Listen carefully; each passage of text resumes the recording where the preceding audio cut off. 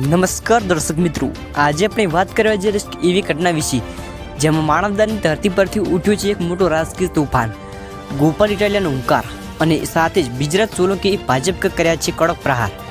આખરે એવું શું બોલાઈ ગયું કે લોકોમાં ચર્ચા જાગી ગઈ। શું આ નિવેદન ગુજરાતની રાજનીતિમાં મોટો ફેરફાર લાવી શકશે?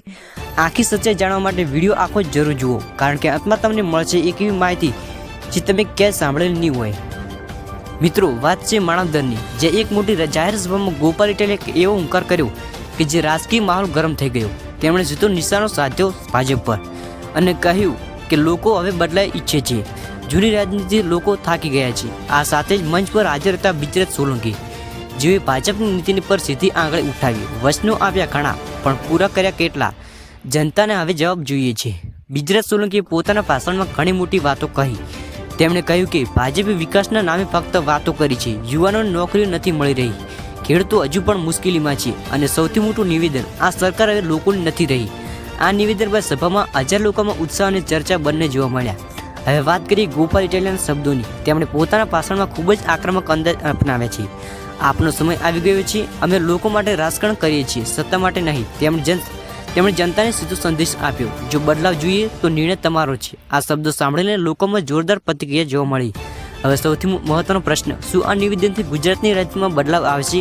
વિશ્લેષકો માને છે કે આવી આક્રમક ભાષા ચૂંટણી પહેલા મતદારોને પ્રભાવિત કરી શકે છે, યુવાનોમાં નવી આશા જગાવી શકે છે અને ભાજપ માટે પડકાર ઊભો કરી શકે છે। પણ સાથે સાથે એક સવાલ પણ ઊભો થયો છે, શું આ ફક્ત રાજકીય સ્ટન્ટ છે કે ખરેખર બદલાવાની શરૂઆત? માળાદરના લોકોમાં મિશ્ર પ્રતિક્રિયા જોવા મળી રહી છે। કેટલાક લોકો કહે છે હવે બદલાવ જોઈએ, તો કેટલાક કહે છે ભાજપે ઘણું કામ કર્યું છે। આનો અર્થ એ થયો કે આ વખતે ચૂંટણી ખૂબ જ રસપ્રદ બનાવવાની છે। તો મિત્રો, માળાદરને ઉઠેલો આ રાજકીય તોફાન હવે ક્યાં સુધી જશે એ આવનારા સમયમાં ખબર પડશે। પણ એક વાત ચોક્કસ છે, ગુજરાતની રાજનીતિ હવે બદલાવ દરવાજા પર ઊભી છે। મિત્રો, માળાદર અને આસપાસના વિસ્તારના રાજકીય રીતે હંમેશા મહત્વના રહ્યા છે। અહીં લોકોનો મત બદલાય તો સીધો અસર રાજ્યની રાજનીતિ પર પડે છે।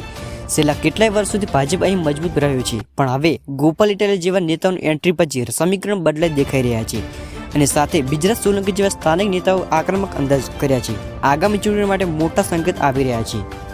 હવે સૌથી મોટો મુદ્દો, યુવાનો શું વિચારે છે? આજે ગુજરાતના યુવાન નોકરી, બિઝનેસ અને ફ્યુચર વિશે વધુ ચિંતિત છે અને એવામાં જ્યારે ગોપાલ ઇટાલિયા જેવા નેતા સીધી ભાષામાં વાત કરે છે તો યુવાનોનો કોન્ટેક્ટ થવામાં સરળતા થાય છે। ઘણા યુવાનો હવે કહી રહ્યા છે, અમને વાતો નહીં, પરિણામ જોઈએ। મિત્રો, આ સમગ્ર મામલો હવે સોશિયલ મીડિયા પર ટ્રેન્ડમાં થઈ ગયો છે। ફેસબુક, ઇન્સ્ટાગ્રામ, યુટ્યુબ, દરેક જગ્યાએ લોકો ચર્ચા કરી રહ્યા છે, શું આ સાચો બદલાવ છે કે ફક્ત રાજકીય નાટક છે? ઘણા લોકો વિડીયો શેર કરી રહ્યા છે અને કોમેન્ટમાં ગરમા ગરમ ચર્ચા ચાલી રહી છે। હવે વાત કરીએ સૌથી મહત્વના મુદ્દાની, ભાજપ માટે આ કેટલો મોટો પડકાર છે? વિશ્લેષણ મુજબ જો આ પ્રકારના નિવેદનો સભાઓ વચ્ચે તો મતદારો પર નેતાઓ પ્રભાવ પડી શકે છે, ખાસ કરીને યુવાનો, મધ્યમ વર્ગ અને ખેડૂતો। આ ત્રણ વર્ગ સૌથી વધુ અસરગ્રસ્ત બની શકે છે। હવે દરેક પાર્ટી પોતાની સ્ટ્રેટેજી તૈયાર કરી રહી છે। આમ આદમી પાર્ટી લોકો સાથે સીધો કોન્ટેક્ટ કરવા પ્રયત્ન કરી રહી છે, ભાજપ પોતાના વિકાસના કામો બતાવી રહી છે, કોંગ્રેસ ફરીથી ઊભી થવાનો પ્રયાસ કરી રહ્યા છે। અહીં સૌથી મોટો સવાલ, કઈ પાર્ટી જનતાનો વિશ્વાસ જીતશે? તો મિત્રો, માનવદરની આ એક સભા માત્ર સભા નથી, આ જે એક સંકેત, એક શરૂઆત અને કદાચ એક મોટા બદલાવનો આરંભ। ગોપાલ ઇટાલિયાનો હુંકાર અને ગુજરાત સોલંકીના પ્રહાર આગામી દિવસોમાં શું રૂપ લેશે એ જોવું ખૂબ જ રસપ્રદ રહેશે। હવે તમે કોમેન્ટમાં જરૂર જણાવજો, તમે કોને લાવવા માંગો છો? મિત્રો, ચાલો થોડું ગ્રાઉન્ડ પર જોઈએ, સમજીએ। માળાદરના એક સામાન્ય નાગરિક સાથે વાત કરીએ તો તેઓ શું કહે છે? ભાઈ, અમને રાજકારણમાં ઝઘડા નહીં, કામ જોઈએ। આ એક વાક્ય આખી પરિસ્થિતિ સમજાવી દે છે। લોકો હવે ઇમોશનલ ભાષણ નહીં, રિઝલ્ટ જોઈ રહ્યા છે અને એવામાં ગોપાલ ઇટાલિયાના શબ્દો અને ગુજરાત સોલંકીના પ્રહાર લોકોમાં નવી આશા પણ જગાવે છે અને શંકા પણ। હવે સૌથી મોટો સવાલ, શું આ સચ્ચાઈ છે કે રાજકારણ? કારણ કે ચૂંટણી પહેલા દરેક નેતા મોટા મોટા વચનો આપે છે, પણ શું એ વચનો પૂરા થાય છે કે નહીં? આ સવાલ લોકોમાં મનમાં સતત ચાલી રહ્યો છે અને તેથી જ લોકો હવે વધુ સમજદાર બની ગયા છે। તેઓ દરેક શબ્દને તોલી રહ્યા છે। ચાલો એક ડિબેટ કરીએ। એક તરફ છે ભાજપ જે વિકાસની વાત કરે છે, બીજી તરફ છે આમ આદમી પાર્ટી જે બદલાવની વાત કરે છે। તો તમે કોની સાથે છો, ડેવલપમેન્ટ કે ચેન્જ? કોમેન્ટમાં જરૂર લખજો, કારણ કે તમારો મત મહત્વનો છે। મિત્રો, એક ખેડૂતની વાત સાંભળો, અમે મહેનત કરીએ છીએ પણ ફાયદો નથી મળતો।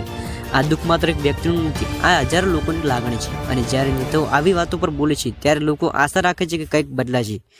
હવે એક મોટો ટ્વિટર, રાજકીય નિષ્ણાતો કહે છે આ ફક્ત એક શરૂઆત છે, આવનારા દિવસોમાં વધુ મોટો ખુલાસો થઈ શકે છે। વધુ આક્રમક ભાષણો, વધુ પ્રત્યારોપ અને કદાચ કોઈ મોટો રાજકીય ફેરફાર.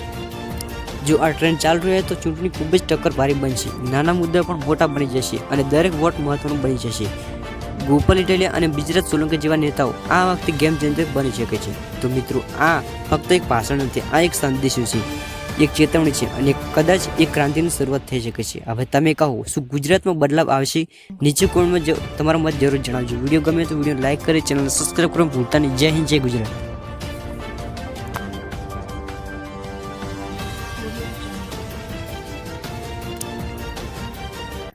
નમસ્કાર દર્શક મિત્રો, આજે આપણે વાત કરવા જઈ રહ્યા એવી ઘટના વિશે જેમાં માનવદારની ધરતી પરથી ઉઠ્યો છે એક મોટો રાજકીય તોફાન.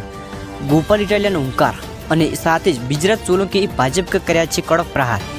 આખરે એવું શું બોલાઈ ગયું કે લોકોમાં ચર્ચા જાગી ગઈ? શું આ નિવેદન ગુજરાતની રાજનીતિમાં મોટો ફેરફાર લાવી શકશે? આખી સચ્ચાઈ જાણવા માટે વિડીયો આખો જરૂર જુઓ, કારણ કે અંતમાં તમને મળશે એક એવી માહિતી જે તમે ક્યાંય સાંભળેલી નહીં હોય.